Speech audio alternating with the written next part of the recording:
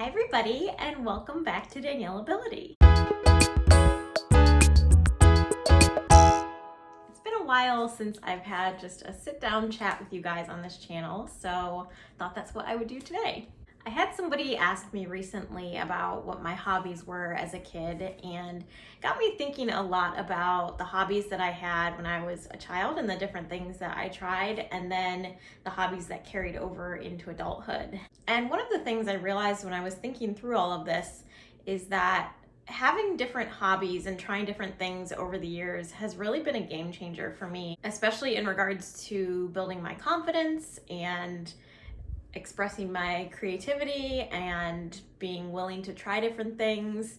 And so first, before I talk about the different hobbies that I've tried, I thought it would be kind of fun to talk about some of the nerdy statistics behind hobbies. And I definitely took some notes, so I'm gonna be reading off of this. If you see me looking down, that's why. So there was a study done by the Society of Behavioral Medicine that suggests that people who take part in leisure activities have fewer negative emotions and are less stressed, and that heart rate's lower when we engage in hobbies. There was a study done by Drexel University that says that 45 minutes spent on a creative activity can boost ability and confidence to complete tasks at work. One study showed that 75% of participants' cortisol levels were lowered after making art. Studies at the Kansas, Pittsburgh, and Texas universities discovered that hobbies were associated with lower blood pressure, body mass index, and stress hormone. And I also found a couple studies that said that only 1/4 of Americans are engaged in traditional hobbies like gardening or arts and crafts, which is crazy. That's 1/4. That's insane. And another study said that hobbies decrease depression symptoms and lowered the odds of experiencing depression by 30%. Basically, I just wanted to share those because for me, over the years, just feeling like I had purpose because I was constantly working on different things, and I never minded spending time at home because I was working on a project. And especially now, living by myself and being single, I am so thankful to have all these different hobbies. I'm constantly working on a decoration or something for my house, or I'm cooking meals, or I'm making something for somebody else. And I just think that it really helps to, as those statistics were saying, boost your self-confidence, boost your serotonin and your, overall sense of well-being to do something that's outside of yourself and create things. As a wheelchair user, there are so many hobbies that you can do that don't require the use of your legs. Something I'm really thankful for is that when I was a kid, my parents always encouraged me to try different hobbies and different interests that I had. They never said, oh, no, you don't want to do that. They always wanted me to try things and see what I liked. And they always encouraged me to spend my time doing something that was purposeful. There were definitely times when they had to encourage me more than other times. They would always say, if you can't find something to do, I'll give you something to do. And so that usually meant some kind of chore or something like that. And so it was like, oh, I better find something to do that's worthwhile. And that was the other thing too. I was just as responsible for chores around the house as my brothers and sisters. And yes, there were chores that I couldn't do because they were outside of my ability, but you better believe I was folding laundry, or again, make meals, or cleaning up my room, or, just all those different things. They never saw my disability as an excuse for not doing things, unless, of course, it was outside of my ability. They always were very, aware of that and helped me figure out the things that I could do, whether that was something to help with around the house or a hobby. So I wanted to just talk a little bit about some of the hobbies that I've tried and the ones that I didn't like, and then the ones that I love that really stuck and I've continued to do over the years. My number one hobby is drawing and painting. I have been drawing since I was probably about 5 years old, maybe even younger than that. My mom used to read aloud to my siblings and I would sit there and draw while she would read, and I just really developed over the years. I took art classes then through high school and through college. I majored in drawing and painting, and it's just something that I have always loved and felt fulfilled by, and loved learning more techniques and different ways of doing things and building on my skill. And so that's something that I think I will always do. And I hope to one day even illustrate a book or do something along those lines. And that's the thing that's cool with hobbies, is you don't have to accomplish everything with it when you're young. I might not illustrate a book till I'm 80 years old, but that's fine. It's still a goal of mine and something that I hope to accomplish. Another hobby that I've done is knitting. My grandma always used to knit and crochet. My mom has always knit and crocheted, and they both taught me and my sister how to knit and crochet. And so it's not something that I'm constantly doing. I sometimes will pick it up and then do it for a couple months, and then I won't pick it up again for a couple years, but I always come back to it as a skill that I have and I'm capable of. So if I want to knit a scarf, I can. If I want to knit a baby blanket, I can. And it's just one of those things that I have the skill for, but I don't always use. One hobby that I learned when I was really young, again, was I used to cook with my mom in the kitchen all the time. So my siblings and my dad would be out doing yard work, and the way that I could contribute to what we were doing as a family is I could be inside helping my mom in the kitchen, and I could be making lunch for everybody, and I would help her cook dinner sometimes in the evening, or make lunch in the afternoon, whatever the case may be. And I've carried those abilities definitely into adulthood. I cook my meals all the time. I love to bake. I bake pies and bread and all those kinds of things. And I love knowing how to do that. I love the fact that I can pull up a recipe and be like, I know how to do that. And on top of the cooking and the baking, another thing that I learned is I took a class on cake decorating. And again, it's not a skill that I use all the time. It's pretty rare that you have to bake a cake for something, at least for me.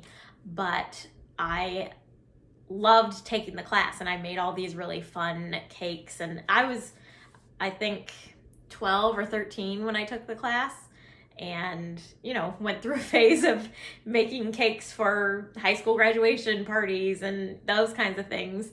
And I haven't decorated a cake in a long time, but I know if I ever needed to, I have the skill to be able to do that. When I was in middle school and high school, I was part of 2 different wheelchair dance groups. There was one like a couple minutes away from my house that I went to, where my sister actually took ballet lessons first, and then my mom talked to them and they were willing to do a class with me. And so I got to perform with them, and we performed at my high school. We did a dance at the talent show, and then I performed with a professional dance group in Cleveland, Ohio called Dancing Wheels, if you've ever heard of it. And we performed in Cleveland, and we even went to Indiana, and that was an opportunity where I got to be interviewed by the American Girl magazine when I was, I think, 11.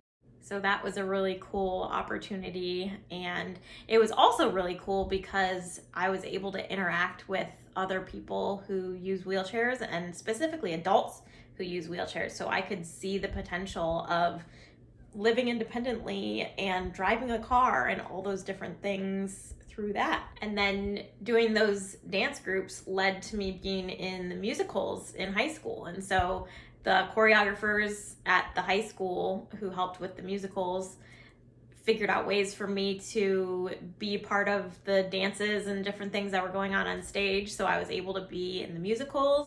Now, I've definitely had hobbies that either I did not like or just didn't carry over, doing them long term. But I have tried water skiing. I've tried this thing called quilling, where you basically twirl little pieces of paper and make pictures with them. If you Google it, it's really beautiful and interesting, but it's really tedious, so I didn't do that for very long. I've taken printmaking classes and paper making classes. Those were in college. I took ceramic classes, which I really enjoyed, but it's just not something that I have access to easily unless you want to have clay and all that stuff around, which I don't. And then more recently, I've been doing more writing. I have been doing a lot of macrame. I just learned that in the last year and have been doing a lot of that. You know, and when I was younger, when I did the cake decorating, those were classes I took, I think at Joann Fabrics, they did it at that time and may still.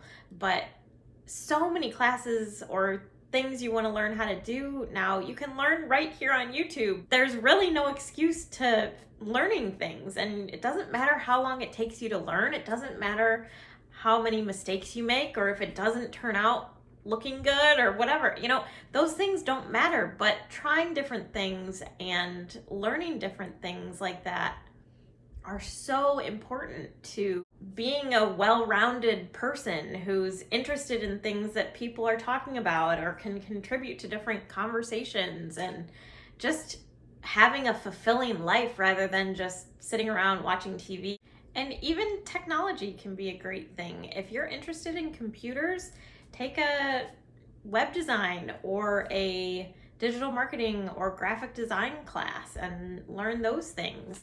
I just think that a lot of times people who have disabilities don't realize their full potential and don't realize the things that they can do, and they end up, you know, sometimes feeling sorry for themselves or feeling a lack of purpose. And I just think that that's something that you can prevent if you have other things going for you and interests and hobbies that keep you motivated and interested in learning and using your brain.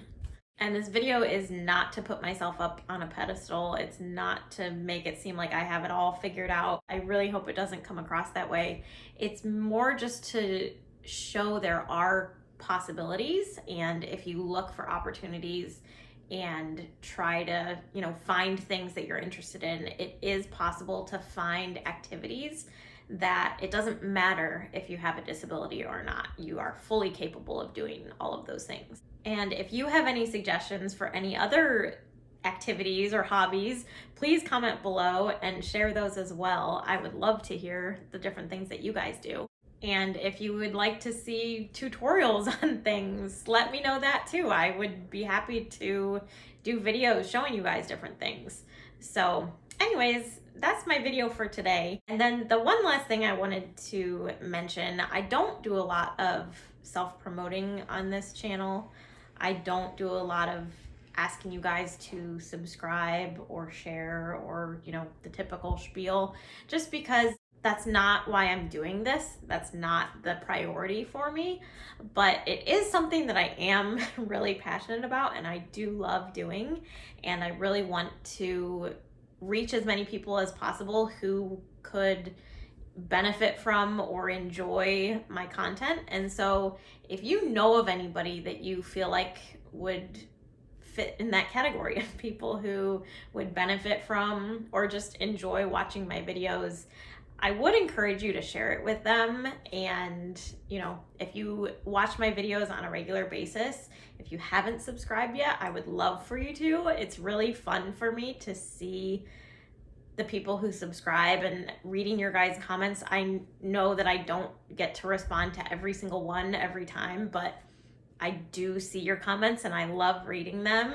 And I would love to see this community get even bigger. I do really appreciate any and all support that you guys have to offer. It really means a lot to me. If you have any questions or things you want to add to the conversation, please comment below. I do read your comments. And if you didn't know, I'm also on Instagram and on Facebook. You can find me. I have all the links to everything down below. I do also have a Patreon. It's not something that I mention very often, but it is there if you guys are interested. As always, thank you guys so much for watching, and I will see you next time.